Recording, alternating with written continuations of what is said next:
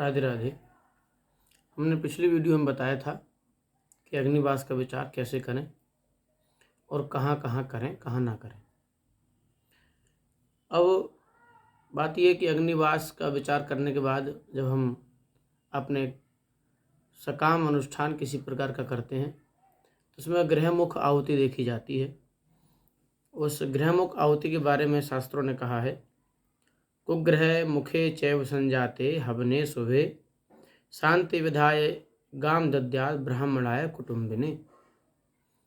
आयशी प्रतिमां कृत्वा निक्षिपेता मधोमुखीं गोमूत्र मधुगंधाद्यैरर्चितां प्रतिमां ततः।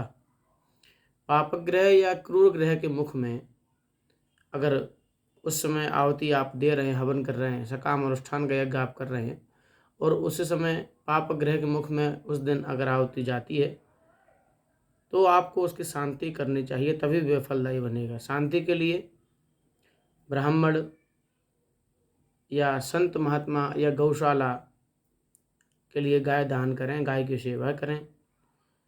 लोहे की एक प्रतिमा बनाकर उसे उल्टा मुख करके कुंड में स्थापित करें। लोहे की प्रतिमा, लोहे की पत्ती पर प्रतिमा बनवाकर, पुरुषाकृति बनवाकर और हवन कुंड में उस प्रकार उसे उल्टा लटकाएं।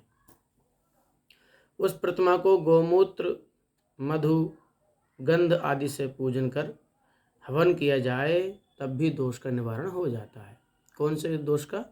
जो किसी क्रूर ग्रह, पाप ग्रह के मुख में आहुति चली है, उस दोष का। क्योंकि हमारा सकाम अनुष्ठान जब हम करते हैं तो सकाम अनुष्ठान करने के लिए बहुत सारी चीज़ें, बहुत समयावधि और बहुत नियम जो ग्रहों हमारे शास्त्रों ने बताए हैं, उन सबको देखना चाहिए। और इसी परिप्रेक्ष्य में बताया गया कि इस प्रकार जो अगर कोई आपके हवन करने पर आपका जो किया गया यज्ञ कार्य है, उस दिन आपके द्वारा दी हुई आहुति किसी पाप ग्रह, क्रूर ग्रह के मुख में चली जाए तो आप इस प्रकार उसकी शांति करें, तब भी आपके लिए फलदायी रहेगी। राधे राधे।